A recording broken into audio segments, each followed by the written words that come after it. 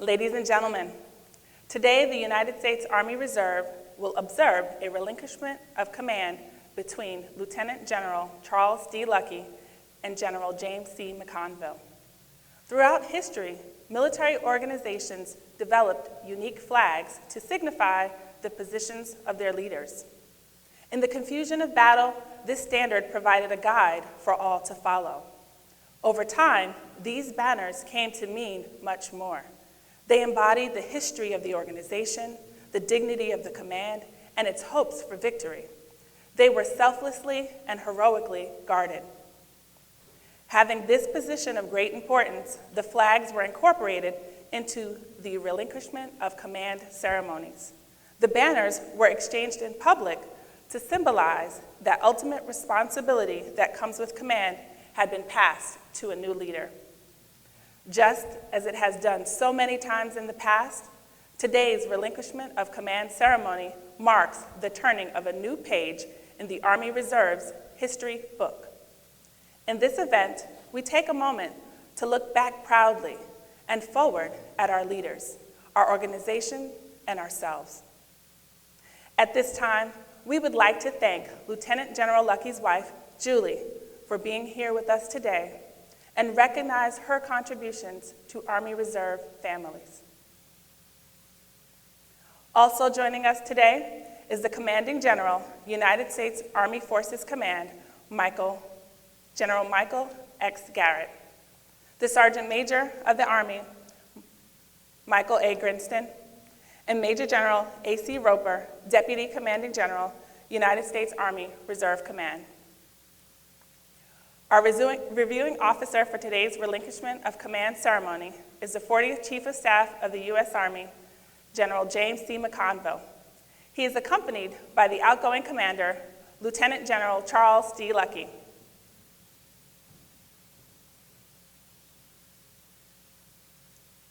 Ladies and gentlemen, please stand for the invocation by Chaplain Gregory Long and remain standing for the arrival of the official party, honors, and the singing of our national anthem by Lieutenant Colonel Dalmacia Kramer.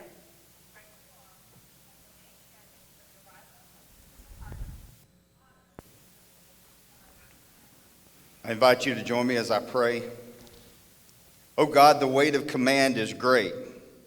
Be with those upon whom this mantle is cast. Give them the wisdom to know the right path and the courage to follow. For our commander and leader, Lieutenant General Luckey, we give you thanks. We are grateful for his leadership and dedication to America's Army Reserve soldiers, civilians, and their families. He has touched each of our lives, and we are better for it. Guide him now as he has guided those given to his charge these past 4 years. We pray your blessings upon him and his family as they depart our ranks and enter this next chapter of their lives. May we, the men and women of the Army Reserve, continue to shoulder our responsibilities willingly and perform them to the best of our ability as we keep pounding on the road to awesome. Continue in us the courage of those who have woven this tradition into the history of our country.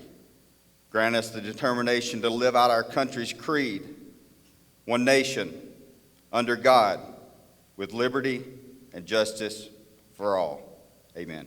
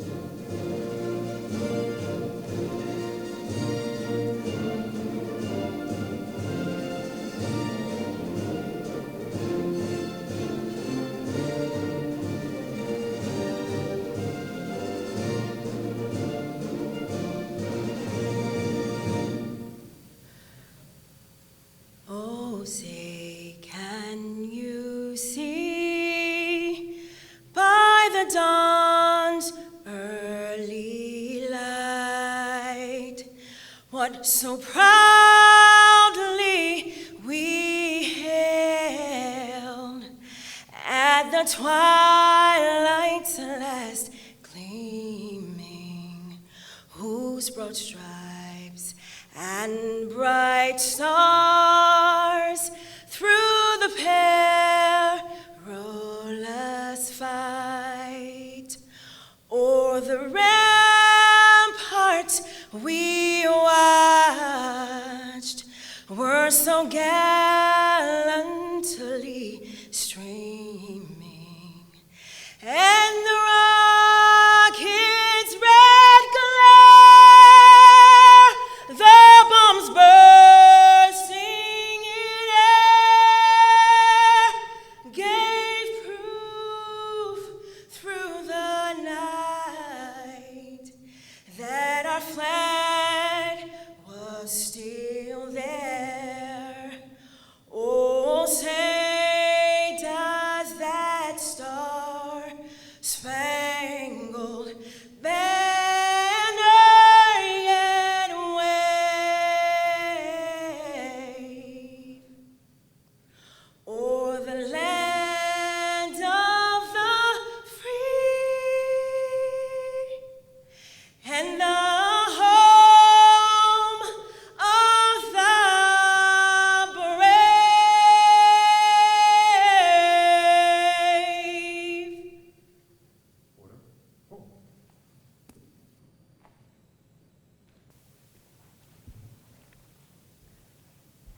Guests, please be seated. The Relinquishment of Command is a traditional event that is rich with symbolism and heritage. Key to the ceremony is the passing of the organization's colors. These colors represent not only the lineage and honors of the unit, but also the cohesive unity of all its personnel, military and civilian. The colors are not only the commander's symbol of authority, but are a visual citation of the responsibilities to the organization. Wherever the commander is located, so too are the colors. The custodian of the colors is the Command Sergeant Major, who is the senior enlisted soldier of the command and the principal enlisted advisor to the commander. The passing of the colors not only symbolizes the transfer of command and authority from the outgoing commander, but also demonstrates to all the members of the command that while there has been a change of leadership, all remain steadfast to the mission, as represented by the colors.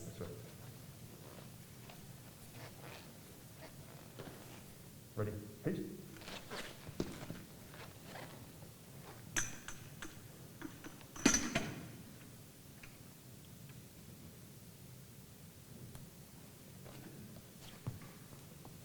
About, please. Forward. Hold.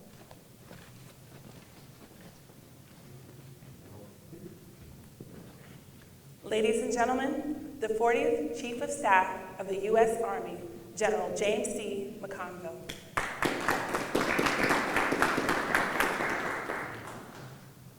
Well, good morning. General Garrett, Sergeant Major of the Army, Grinston, General fellow General Officers, Sergeant Majors, distinguished guests, good morning and welcome.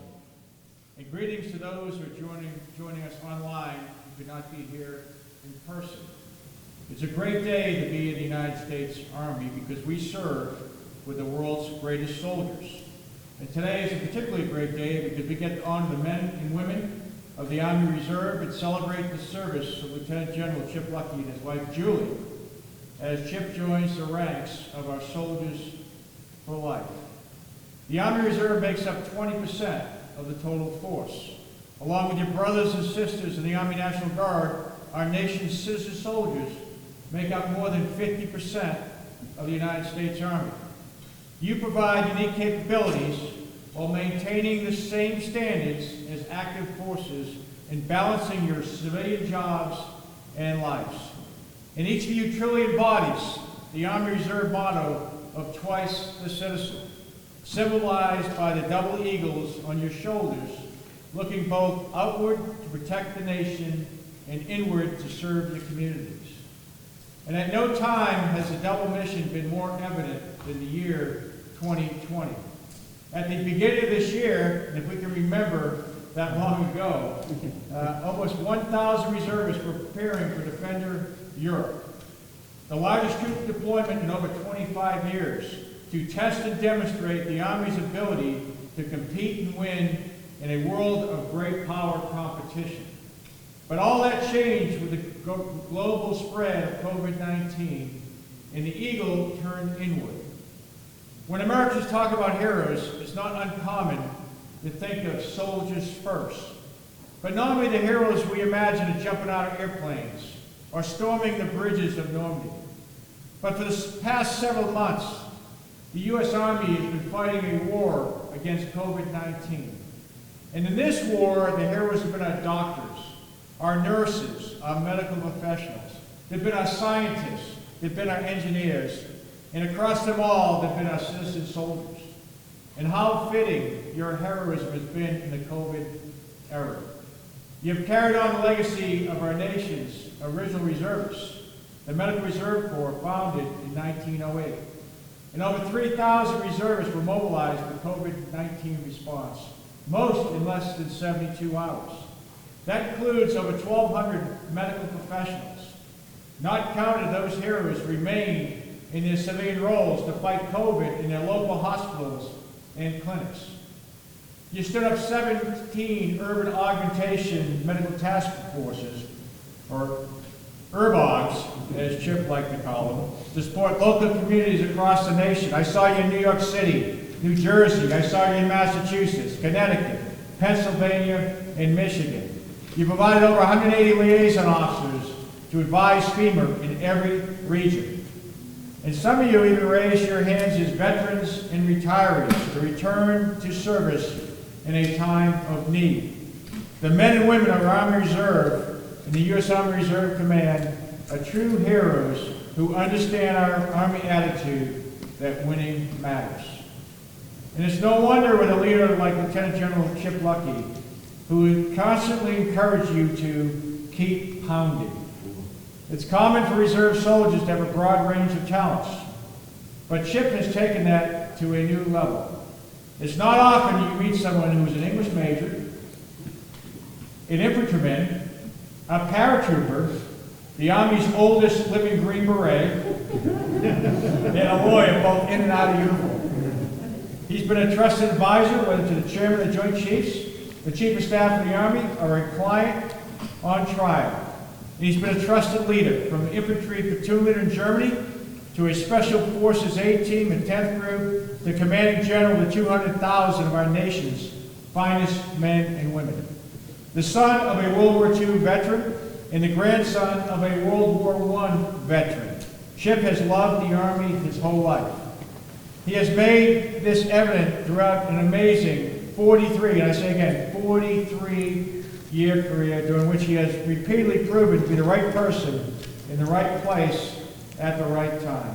So Chip, on behalf of the United States Army, I want to thank you for a lifetime of service. And to Julie, the Iron Dome, I don't know, that's what they say, not my words, the commands of the U.S. Army Reserve, and I won't go into why they say that.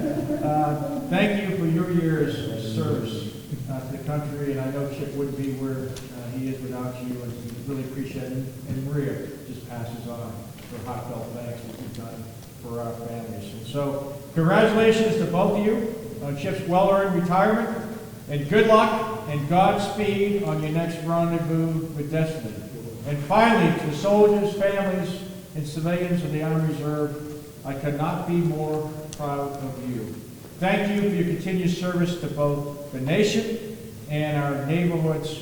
People first, winning matters, and as always, we remain Army strong.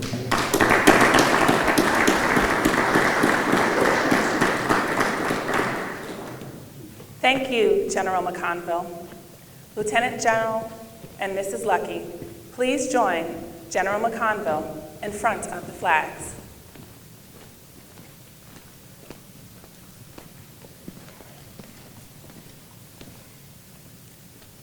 Ladies and gentlemen, please remain seated for the reading of the retirement certificate. It reads, Certificate of Retirement from the Armed Forces of the United States of America. To all who shall see these presents, greeting. This is to certify that Charles D. Luckey, having served faithfully and honorably, is retired from the United States Army, effective 31 July 2020. Signed, James C. McConville, General, United States Army, Chief of Staff. Thank you, General McConville and Mrs. Luckey. You may be seated. Ladies and gentlemen, Lieutenant General Charles D. Luckey, United States Army, retired.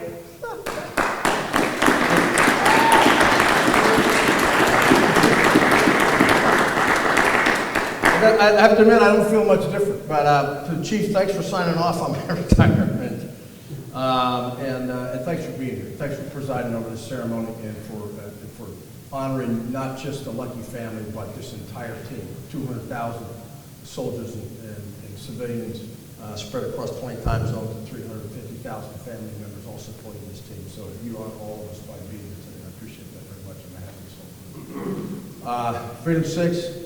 Sure, thanks for being here. It's been an awesome ride together. You and I have had a couple of different opportunities to serve together, and having you here has been just it's been awesome. And I enjoyed learning so much from General Abrams, but the transition between you taking the stick and Laura in the middle there, keeping things going, it's just been awesome. And I appreciate all your support and I look forward to staying in touch as we move into the territory ahead. SMA, neighbor, thanks for being here. Keep an eye on the new CSM for me.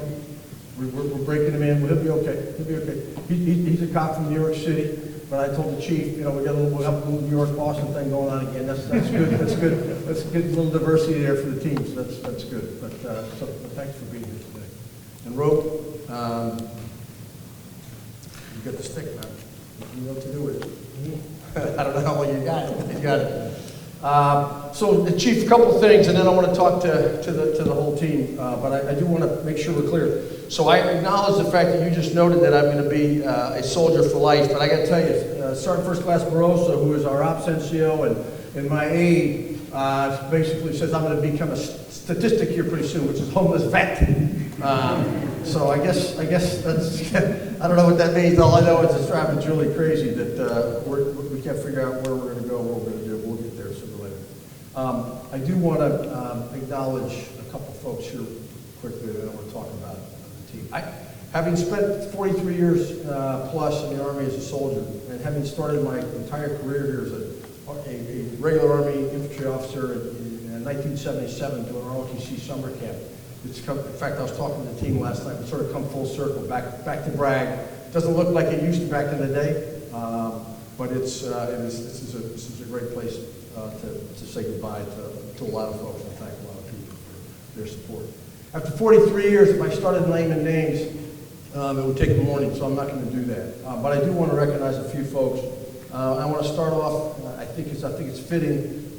As a matter of just sort of course in terms of how we as an all-volunteer force always have to remember that it's those people who love us and are willing to share us with America and with America's Army that enable us to do this job. And I know that goes for every soldier in this space and in this place.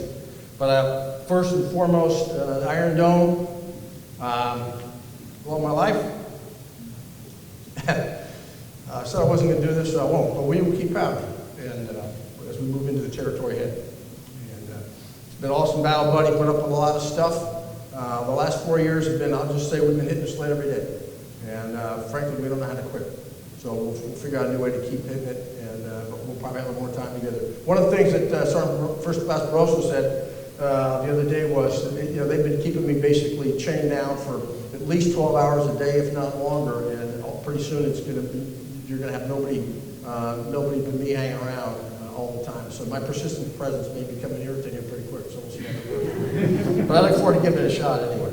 I want to also give a shout out to the Luckey kids. Liz up in Western Maine and Wells, Maine, and Max in Boston, and Tim in Chicago.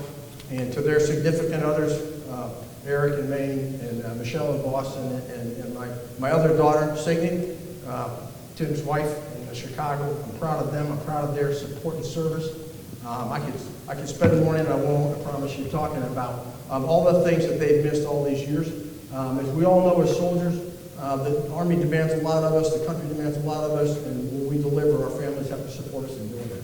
I would submit that for the soldiers that serve in America's Army Reserve and for our fellow soldiers in the Guard as well, it's even a little more intense because we've got to balance the life of the family, the life of our employer, and our responsibilities as soldiers.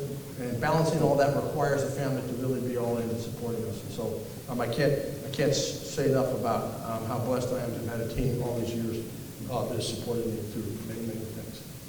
I also want to thank my extended family. You know, as the chief said, my dad was an E5 in the Second World War.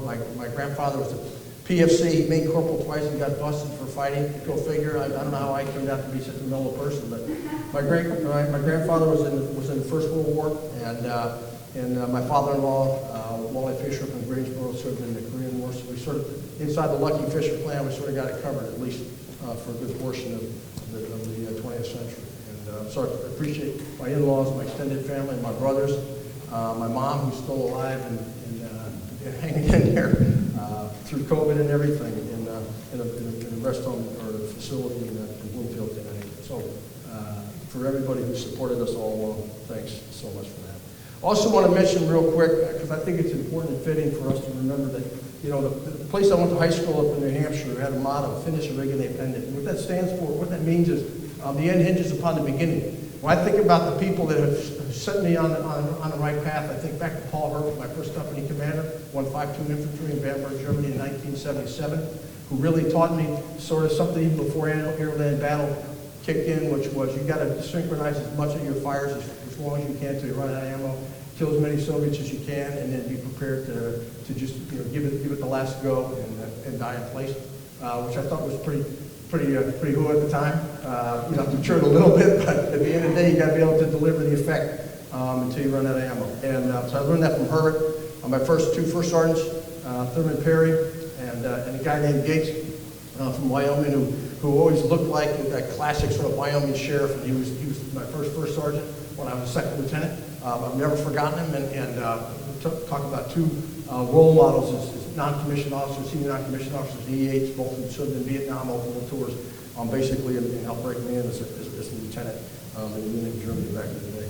I want to thank Jim Dubick publicly for being the one who sort of took a flyer on me back in 2008 and said, hey, come on over here and help me do foreign military sales. He knew I didn't know anything at all about foreign military sales, which is apparently why he hired me. And we had a pretty good run of it. I want to thank Mike Mullen, Admiral Mullen, the chairman who called me back to the Joint Staff. Basically created all kinds of disruptive forces in a Luckey life. We thought we were going to deploy for 1 year to Baghdad, and here we are, 12 years later, still pounding. Came back, worked for Admiral Mullen, worked for General Dempsey, worked for Chuck Jacoby, worked for Short and Gortney, and a couple of different jobs.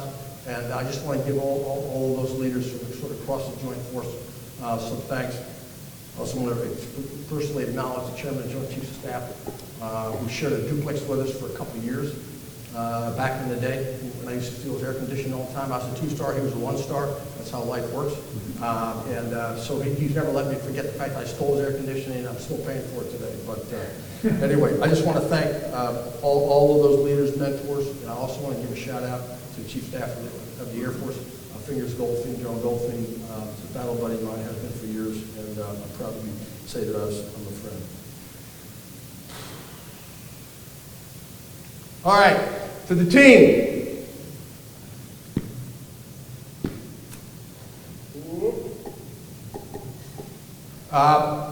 I've done like 55 or 60 of these at this point. Sergeant Major Lombardo, when he interviewed for the job, he said, hey, I watched every one of your videos at least once, so I think I got an idea how you roll. But I always try to give him a little something new. And always throw him a little bit of a curve to keep him on the balls of his feet. We're breaking him in, he's going to be okay. Look, I just want to say a couple things here to everybody. And I want to sort of echo what the chief said and put a little bit more English on the cue ball, as Mike Wormack would say. I want to talk about what you did, how you did it, and the way ahead. What you did, and Joe McConville summed it up, the chief summed it up here, but what the chief probably didn't see, although he knew it, but he wasn't living it every day, the way most of you did, was us pushing hard to change the ethos and culture of an entire component of the United States Army. And to take us from a view of warfare and combat operations that was essentially episodic, rotational, prepare year 1, prepare year 2, prepare year 3, prepare year 4, deploy, do whatever you have to do, come back, disaggregate capability, reset, and then give yourself a couple, 3, 4 years to get ready to go again. We dispensed with that notion. We did it because we understood that in the age in which we live and in the age in the future in which we're moving, we have peer competitors on the planet that are not going to give us 3 or 4 or 5 years to be able to do what we have to do. So we came up with a thing called RFX. I didn't name it. We had a little conversation, a very collaborative exercise inside America's Army Reserve. There was a lot of pushback. We started talking about capability, combat readiness, and lethality on day 3. There were some folks that didn't like the word lethal, thought that lethal was probably problematic for a force that had over half the Army's medical capabilities. We had explained, which is ironic, based on what the chief just said, we had explained to some of our medical community, what do we mean about lethality? What do we mean about combat readiness? What do we mean about capability? And we did it. You did it. Over the span of 4 years, we developed an agility, a familiarity, and a comfort with training ourselves, once again putting large-scale cruise-served weapons into action. It's at a scale and scope that had never been done since 1908, and revitalize the ethos of this force to get after standards, discipline, and fieldcraft. And I'm not knocking anybody or anything that came before, but we found ourselves in a threat environment that had materialized in a way that it hadn't in a while. And we responded to it, we anticipated it, and we moved out. I would submit that what you did over the last 4 years is what enabled us to have the intellectual agility, the muscle memory, and the foundational platform to do what General McConville, the Chief of Staff of the Army, just talked about. It enabled you in 2 weeks' time to reinvent Army medicine inside this component of the Army and generate a capability and a force structure that had never existed before in the history of the United States Army. Marshal that capability, get it to Army Reserve centers around the country, get it on airplanes, and employ it into largely, I would say, the largest medical challenge this country's faced in a long time, and do it in less than 2 weeks' time. And the chief well knows that he and I have talked a lot about making sure we did this the right way, but we delivered what we said we could deliver on time. Because credibility in this business is everything, and you've got to move at the speed of relevance. And I'm just telling you, you did it. You did it. And that is something that has made RFX doctrine, and I submit it's the stuff of legend. And the Army's not gonna forget what you did, but the Army's gonna expect you to do it again and again. And I just told the chief offline, I said, you know, we've set an expectation now. We got to continue to deliver, and we will. So you got to carry that legacy forward. How'd you do it? You did it with leadership, you did it with energy, and you did it with an absolute commitment to execute. You know, and I'll be honest with you. There was a moment, and the chief won't mind me sharing this. We had a VTC a while back, and the chief was coaching me. A lot of people on the net about making sure we delivered on what we said we could do. And I said, Roger, got the red dot right here. But for those of you who don't understand, that is empowering. To have the senior leadership of the United States Army looking to this component to deliver a capability and giving me the space to make a commitment publicly to my boss, the Chief of Staff of the Army, and then to deliver on that commitment is huge. And that's the focus on execution. Because we all know we can talk, we can make PowerPoint slides, and we can do a lot of stuff. But at the end of the day, you say you're going to have 15 urban augmentation medical task forces, it's easier to say over time. 15 of them ready to deploy at 85 for 85 in terms of strength on the 7th of April. You got to do it. You got to do it. And you did it. That's a focus you can never lose. Because it's an expectation that's not going to go away, I guarantee it. And the chief and I have talked about this. I don't think we're done with this challenge. And I've told this team, I consider the URBOGs our RFX-1 Alpha capability set. And whenever the Chief of Staff of the Army needs them to be reconstituted and deployed, we're going to do it. I'm talking the way ahead. Talked a lot about this over the years, and I've written to you. I posted something last week on this. I want you all to listen to me about this. Future hasn't happened yet. It's not written. It's not cast. It's ours to shape. It's yours to shape. We owe it to our fellow citizens as soldiers in America's Army Reserve to model for our fellow citizens what right looks like. We've been talking about this for 4 years. On day one, I told you I was a shield. About 3 weeks ago, gave a little pitch from the ridge at Fort Myer, talking about who we are, what we stand for, not confusing politics with morality. Talked about the basics of what we know to be true. Quoted Plato, what is good, what is not good, he didn't even tell us these things. You as soldiers in America's Army Reserve, as families who love and support those soldiers, you've got an opportunity to model for your fellow citizens what right looks like, how we treat each other with dignity, sense of mutual respect. We embrace inclusivity. We live diversity. We know what makes us strong. We know what makes us tough. We know what makes us us. We're willing to disagree and still love each other. We're willing to discuss things civilly, even if we don't agree. Those are basic things. They come from the soldier's creed. Think about that. We serve the people of the United States. All of them. Not some of them. Not one of them. All of them.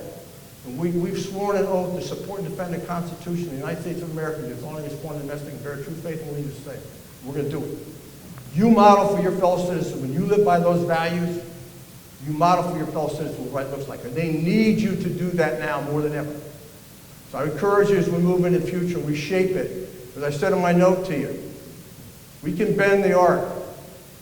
We can bend the arc of history by leading with love, by being present, by unleashing the power of the team, by reminding all of us every day that enthusiasm is infectious. And it's a force multiplier. You are those things. You can always do better tomorrow than we did yesterday. We all know that. That's our responsibility, and it's our opportunity. You're spread across 20 time zones, 200,000 of you, in small towns all across this country and around the world. Your ability to influence your fellow citizen is like no capability anybody else has. To show every day the Army values, our culture, and what does it mean about how we treat each other. I just encourage you to stay after it. Keep pounding. I want to finish with two thoughts, and then I'll stand down. One, I've talked to many of you about this recently, and something I want you to think about. I talk about one of the advantages we have being human beings is we're seeing it. We're able to anticipate a future. We're able to remember a past. We're able to put things in context of time. I would encourage all of us to think with the present as a future past. What I mean by that is, to, when you're in the present moment, see it in the context of a larger schema. Understand that what we do now matters and does bend, can bend, will shape the future. So we've got to understand the awesome responsibility of today, of now, and to make sure in every day and every way we're doing the best we can to take care of each other as we lead this team in the future. And I'll leave with this. Let's talk about lead with love. We just posted a little clip on the internet the other day about this, and I want to be clear about this one because I think it's important. It's something that General McConville was just talking about as we were coming in here. We in the Army know that we should never and will never, as leaders, ask our soldiers to do something we wouldn't do ourselves. To me, leading with love is that. Leading with love is being genuine, it's being authentic, it's training hard, it's taking care of your soldiers, not coddling them. It's not about being nice to people. It's not about being gushy. It's about, at the end of the day, making sure the team understands we are more committed to each other and to our mission than we ever are to ourselves. That's leading with love. I would encourage you to embrace that concept as leaders, emerging leaders in America's Army Reserve as you move into the future. I promise it will make us all better. Now Julie and I are going to have the horse shot out from under us. I guess it already did. Chief already read the order, so I guess the horse is gone. So now I'm on foot. Good thing I started off as 11 Bravo. Know how to walk. So we're going to keep trekking down the road to Austin. And we won't be on the horse anymore. We'll just be walking with the rest of you. This is a long journey, and it's not over today. We continue to push us into the future. We're going to keep pounding. Appreciate all of you. You have given me, as the quarterback of this team, the honor of a lifetime to be out there on the field with you every day, hitting it hard, playing fair, playing hard. And we'll keep doing that in our own way. I encourage you to do the same. You keep pounding. Double Eagle 6. Off.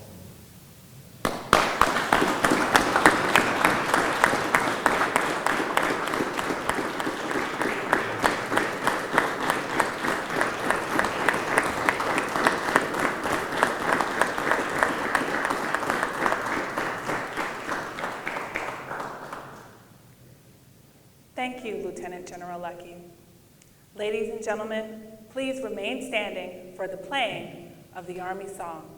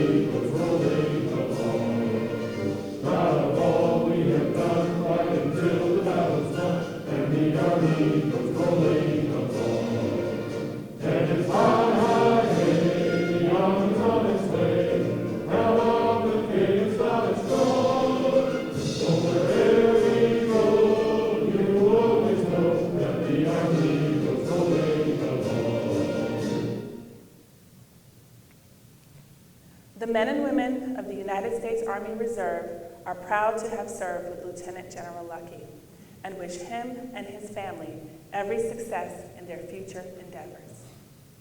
This concludes today's ceremony. On behalf of the men and women of the Army Reserve Command, thank you for attending. Right?